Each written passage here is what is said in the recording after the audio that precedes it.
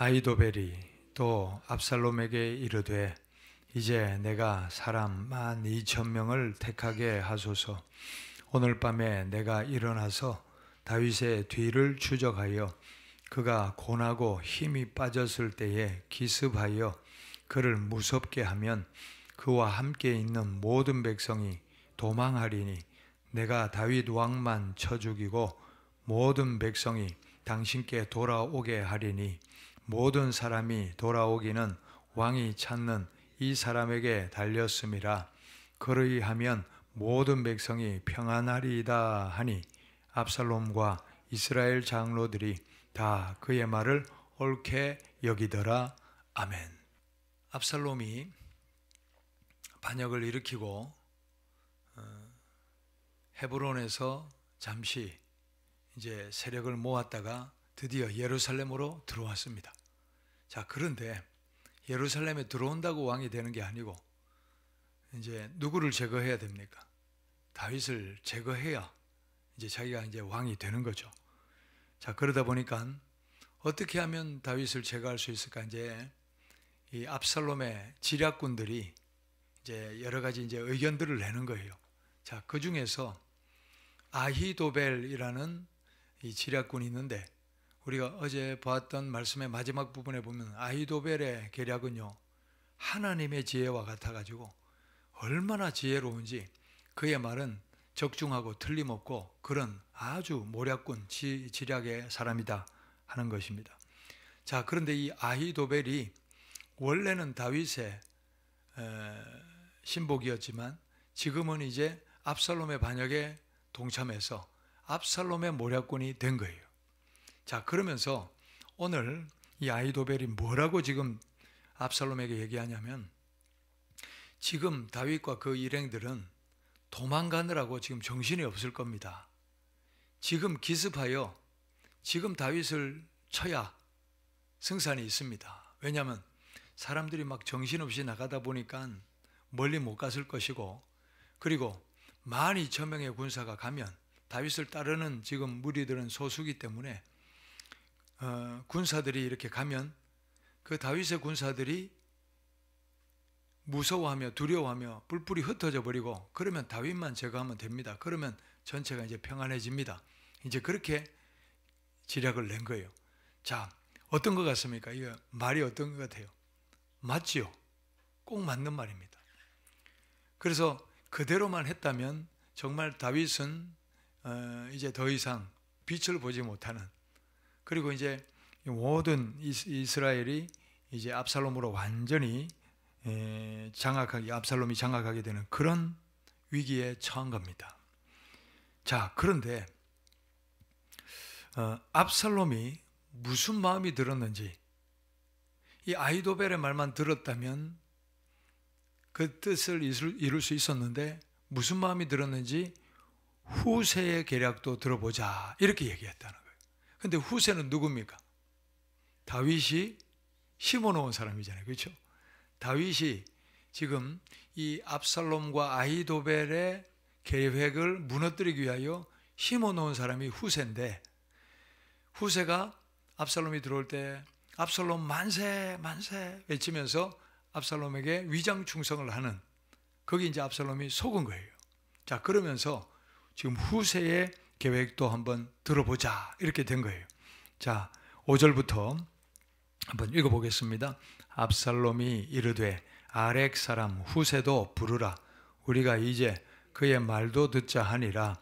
후세가 압살롬에게 이르매 압살롬이 그에게 말하여 이르되 아히도벨이 이러이러하게 말하니 우리가 그 말대로 행하랴. 그렇지 아니하거든 너는 말하라 하니 후세가 압살롬에게 이르되 이번에는 아히도벨이 베푼 계략이 좋지 아니하니이다 하고, 또 후세가 말하되 왕도 아시거니와 왕의 아버지와 그의 추종자들은 용사라. 그들은 들에 있는 곰이 새끼를 빼앗긴 것 같이 격분하였고 왕의 부치는 전쟁에 익숙한 사람인즉 백성과 함께 자지 아니하고 지금 그가 어느 굴에나 어느 곳에 숨어 있으리니 혹 무리 중에 몇이 먼저 엎드러지면 그 소문을 듣는 자가 말하기를 압살롬을 따르는 자 가운데에서 패함을 당하였다 할지라 비록 그가 사자 같은 마음을 가진 용사의 아들일지라도 낙심하리니 이는 이스라엘 무리가 왕의 아버지는 영웅이요 그의 추종자들도 용사인 줄 알미니이다. 아멘. 무슨 얘기입니까? 다윗이 전쟁의 용사고 얼마나 지혜가 있는 사람인데 그 무리와 함께 있겠습니까? 다윗은 혼자 따로 굴에 숨었든지 어디 있는지 우리가 못 찾을 겁니다. 가봐도 소용없습니다. 게다가 지금 저들은 그 다윗을 따르는 무리들은 얼마나 용맹 있는 용사입니까? 그 600명 특수 부대처럼 그렇게 전력이 강한 사람들인데 그 사람들은 지금 새끼를 뺏긴 암콩과 같이 지금 이제 성질이 나 있습니다. 벌집을 잘못 쓰시면 큰일 납니다. 그래서 우리가 갔다가 만약에 패하고 돌아오면 이 백성들이, 우리를 따르는 백성들이 뭐라고 하겠습니까? 아이고 다윗한테는 안 된다 이러고 이제 민심이 다윗에게 다시 돌아갈 것 아닙니까? 이렇게 이제 얘기를 했다는 거예요. 자, 그러면 후세의 말은 어떤 것 같습니까? 그럴듯하죠. 이게 맞는 말 같잖아요. 그렇죠? 근데 이제 우리가 아히도벨하고 후세하고 이 두 사람을 이렇게 비교해 보면 아히도벨은 쉽게 말하면 상황적, 그 현실적 이런 이제 대답을 하지만 후세 같은 경우는 머릿속에 그려지잖아요. 새끼를 뺏긴 암콤 이러면 머리에 그려지잖아요. 이런 이제 이게 이제 그림 언어로 이렇게 얘기를 하니까 압살롬의 마음이 후세 쪽으로 이렇게 기울었던 것 같아요. 눈에 이렇게 다 이렇게 그려지니까. 그런데 중요한 것은 아히도벨의 말도 맞고 후세의 말도 맞다는 거예요. 자, 그래서 저는 오늘 이 말씀을 유심히 보면서 이게 참 이 사람도 말 맞고 저 사람도 말 맞다는 거예요. 그런데 우리 주변에서 들려오는 소리가 바로 그렇다는 거예요. 이 사람 얘기를 들어보면 이 사람 말이 맞잖아요. 그런데 반대로 저 사람 말을 들어보면요, 저 사람 말도 맞지요. 자, 그러니까 근데 두 사람 하는 얘기는 정반대라는 거예요. 그럼 도대체 누구의 말이 맞냐는 거예요. 누구의 말을 들어야 되느냐 하는 거예요. 우리가 그런 일들을 참 많이 주변에서 겪고 있는데 결국 사람이 미혹을 당하는 걸 보면 한쪽 얘기만 듣기 때문에 이제 미혹을 당하는 경우가 많다는 거예요. 당연히 그 사람은 자기의 생각, 자기의 입장, 자기의 또 이익을 위해서 이렇게 얘기하고 또 저 사람은 또 반대로 그 사람의 입장과 주장을 한다는 거예요.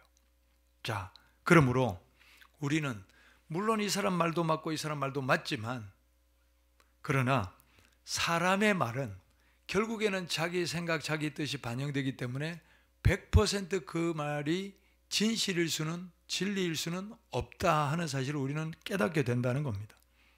결국 판단과 분별은 사람의 말에만 의지해서는 안 될 줄 믿습니다. 그럼 뭐가 판단 기준이 돼야 됩니까? 무엇이 판단 기준이 돼야 되냐는 거예요. 자, 하나님 앞에서 무엇이 옳은 길이냐? 하나님 앞에서 뭐가 올바른 선택이냐? 우리는 사람의 말만이 아니라 하나님의 뜻, 하나님의 방법을 기준으로 삼아야 될 줄 믿습니다. 자, 그런데 이 상황에서 보십시다. 다윗을 향한 하나님의 뜻은 뭡니까? 사무엘하 7장에 보면 하나님께서는 다윗과 이 집안과 그의 왕국을 하나님께서 책임져 주시고 세워주시겠다고 약속하셨어요. 자, 그런데 압살롬이 지금 하는 행동은 하나님의 다윗을 무너뜨리려는 행동이 아니라 결국엔 누구를 거역하는 일이 되냐면 하나님이 세우신 그 다윗을 거역하는, 하나님을 결국 거역하는 일이 되고 만다는 거예요. 자, 그러니 아무리 좋은 사람의 지략을 짜도 그 자체가 하나님의 뜻을 거역하는 것이니 그 지략이 이루어질 수가 없는 겁니다. 자, 한번 읽어볼까요? 11절부터 우리 한번 계속 읽어보겠습니다. 나는 이렇게 계략을 세웠나이다. 온 이스라엘을 단부터 부엘세바까지 바닷가의 많은 모래같이 당신께로 모으고 친히 전장에 나가시고 우리가 그 만날 만한 곳에서 그를 기습하기를 이슬이 땅에 내림같이 우리가 그의 위에 덮여 그와 함께 있는 모든 사람을 하나도 남겨두지 아니할 것이요 또 만일 그가 어느 성에 들었으면 온 이스라엘이 밧줄을 가져다가 그 성을 강으로 끌어들여서 그곳에 작은 돌 하나도 보이지 아니하게 할 것이니이다 하매 압살롬과 온 이스라엘 사람들이 이르되 아렉 사람 후세의 계략은 아히도벨의 계략보다 낫다 하니 이는 여호와께서 압살롬에게 화를 내리려 하사 아히도벨의 좋은 계략을 물리치라고 명령하셨음이더라. 아멘.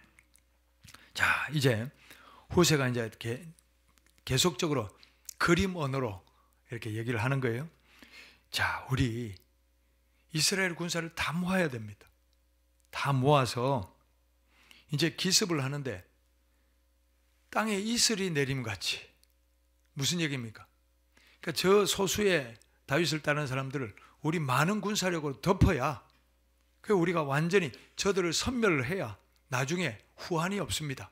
이러면서 이제 그림 언어로서 계속 얘기하는 거예요.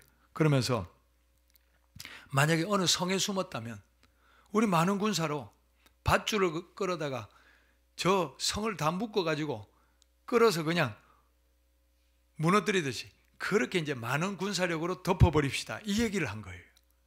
자, 그러니까 머리에 그려지잖아요. 야, 이슬이 내림같이 밧줄로 엮음같이. 그러니까 압살롬이 이 말을 들으니까 야, 이 그림 언어에 이제 마음이 쏙 넘어간 거죠. 그래서 아히도벨의 계략보다 후세의 계략이 맞는 것 같다. 이렇게 이제 결정을 해버렸다는 거예요. 그런데 자, 여기에 압살롬의 생각에서 이 결정이 나온 게 아니라 뭐라고 합니까? 하나님께서 아히도벨과 압살롬의 계략을 무너뜨리셨다. 그렇게 말씀하고 있다는 거예요. 아무리 좋은 계략이라도 이게 하나님의 뜻을 거역하는 것이니까 하나님께서는 그것을 편들어 주실 수가 없는 지금 그런 상황이 된 것입니다. 자, 압살롬이 결국에는 이 후세의 말을 선택함으로 인하여 다윗이 도망할 수 있는 시간을 벌여줬고 또 다윗이 군사력을 다시 정비할 수 있는 시간이 확보돼 버린 거예요. 뿐만 아니라 이 후세의 계략에 따라서 압살롬이 나갔다가 결국 압살롬의 인생의 끝이 되는 그런 압살롬에게는 해가 되는 계략을 압살롬이 선택하고 말한 거죠. 자, 다윗은 지금 상황이 어떠냐면 너무나 피곤하고 지쳤어요. 그 일행도 너무나 지쳐서 요단강을 건너지 않고 거기에 지금 머물러요. 그 밤에 유숙하려고 지금 작정을 한 거예요. 자, 그런데 이 아히도벨의 말대로 만약에 12,000명의 군사가 파병이 됐다면 요단강을 건너지도 못하고 죽었을 거예요.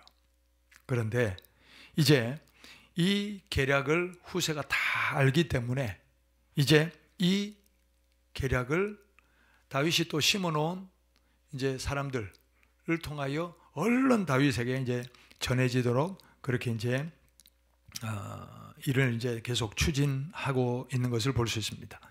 자, 18절부터 우리 계속해서 22절까지 한번 읽겠습니다. 한 청년이 18절부터 15절부터 해야 되겠네요. 그렇죠? 자, 15절부터 읽겠습니다. 이에 후세가 사독과 아비아달 두 제사장에게 이르되 아히도벨이 압살롬과 이스라엘 장로들에게 이러이러하게 계략을 세웠고 나도 이러이러하게 계략을 세웠으니 이제 너희는 빨리 사람을 보내 다윗에게 전하기를 오늘 밤에 광야 나루터에서 자지 말고 아무쪼록 건너가소서 하라. 혹시 왕과 그를 따르는 모든 백성이 몰사할까 하노라 하니라. 그때 요나단과 아히마스가 사람이 볼까 두려워하여 감히 성에 들어가지 못하고 에느로겔 가에 머물고 어떤 여종은 그들에게 나와서 말하고 그들은 가서 다윗 왕에게 알리더니 얼른 이제 다윗 왕에게 소식을 전하러 보낸 거예요. 18절부터 읽겠습니다. 한 청년이 그들을 보고 압살롬에게 알린지라 두 사람이 빨리 달려서 바후림 어떤 사람의 집으로 들어가서 그의 뜰에 있는 우물 속으로 내려. 자, 그런데 다윗에게 보낸 전령이 발각된 거예요. 이게 압살롬에게 소식이 들어갔어요. 19절 말씀. 그 집 여인이 덮을 것을 가져다가 우물 아귀를 덮고 찌은 곡식을 그 위에 널매 전혀 알지 못하더라. 압살롬의 종들이 그 집에 와서 여인에게 묻되 아히마스와 요나단이 어디 있느냐 하니 여인이 그들에게 이르되 그들이 시내를 건너가더라 하니 그들이 찾아도 만나지 못하고 예루살렘으로 돌아가니라. 여기 요나단은 사울의 아들 요나단하고 다른 인물이죠. 그렇죠? 자, 21절 말씀. 그들이 간 후에 두 사람이 우물에서 올라와서 다윗 왕에게 가서 다윗 왕에게 말하여 이르되 당신들은 일어나 빨리 물을 건너가소서.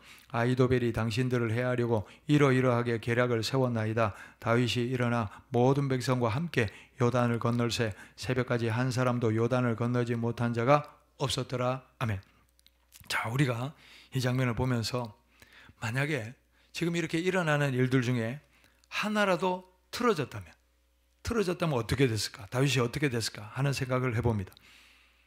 압살롬이 후세의 계획이 아니라 아히도벨의 계략을 선택했다면, 그리고 또 후세가 보낸 전령들이 이 부하들이 다윗의 부하들이 잡혀버렸다면, 그리고 아히마스와 요나단을 돕는 여인이 없었다면, 그러니 이게 어느 것 하나만이라도 틀어졌다면 다윗은 이 세상에 이제 존재하지 않는 사람이 되고 말았다는 거예요.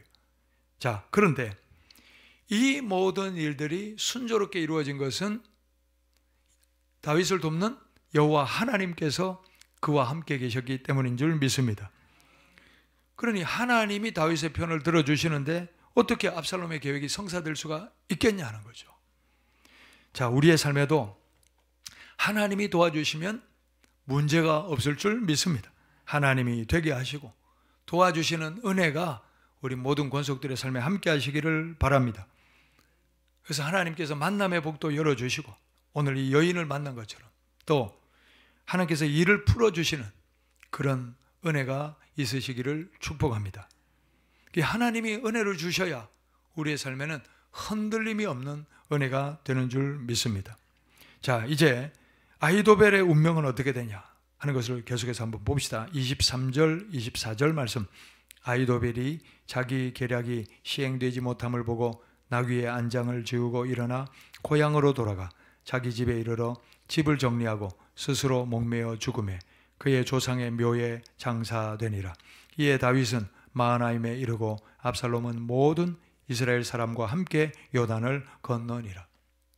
결국에는 하나님의 뜻이 무엇일까? 이걸 선택을 했어야 되는데 자기의 머리로, 자기의 지혜로 뭐가 앞날에 내 삶에 유익할까? 이 지혜를 더 선택을 하는 바람에, 그러나 이게 압살롬이라는 줄은 하나님이 원하시는 줄이 아니다 보니까 결국에는 끊어져 버리는 그런 결과가 일어나고 마는 것을 볼 수 있습니다. 자, 이 일로 인해서 이제 다윗은 요단강을 건너 마하나임이라는 지역에 이제 이르렀고, 요나단은, 압살롬은 이제 뒤늦게서야 이제 군사를 다 모으고 출발하다 보니까 늦게서야 요단강을 건너게 됐다. 이제 그런 내용이고요. 자, 이제 끝절까지 한번 읽어보겠습니다. 압살롬이 아마사로 요압을 대신하여 군지휘관으로 삼으니라. 아마사는 이스라엘 사람 아드라라 하는 자의 아들이라.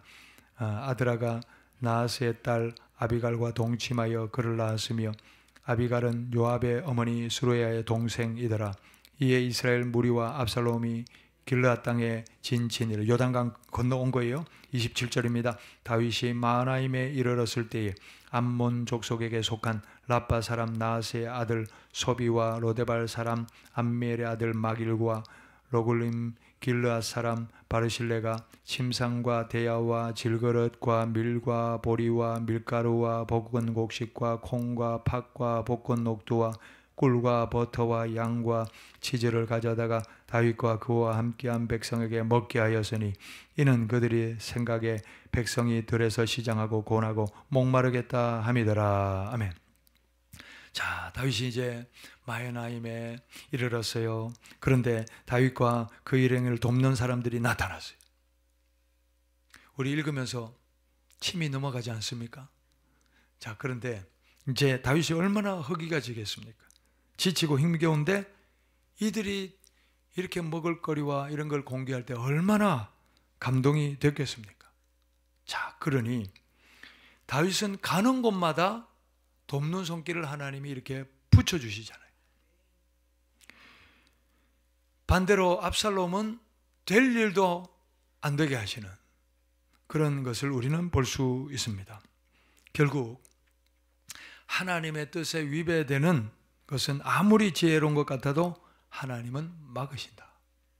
반면에 하나님의 뜻을 선택하는 사람은 하나님도 그 사람을 선택하시고 또 그에게 은혜를 베풀어 주신다 하는 겁니다. 말씀을 맺읍시다. 아히도벨은 지혜로운 사람이었어요. 지략가였어요. 그러나 이 지략을 이기는 것은 믿음입니다. 하나님을 믿고 하나님의 뜻을 따르는 사람을 하나님은 도우신다는 거예요. 그러니 하나님의 도우심은 지략을 이기는 줄 믿습니다. 사람의 지략을 이기는 것은 믿음이라는 거예요. 하나님이 도와주셔야 지혜도 생기고 사람의 지혜를 넘고 상황을 넘어서는 하나님의 기적과 능력과 도우심이 일어나는 줄 믿습니다. 믿음으로 사람의 지혜를 이기시고 하나님의 은혜를 누리시는 권속들이 되시기를 축복합니다.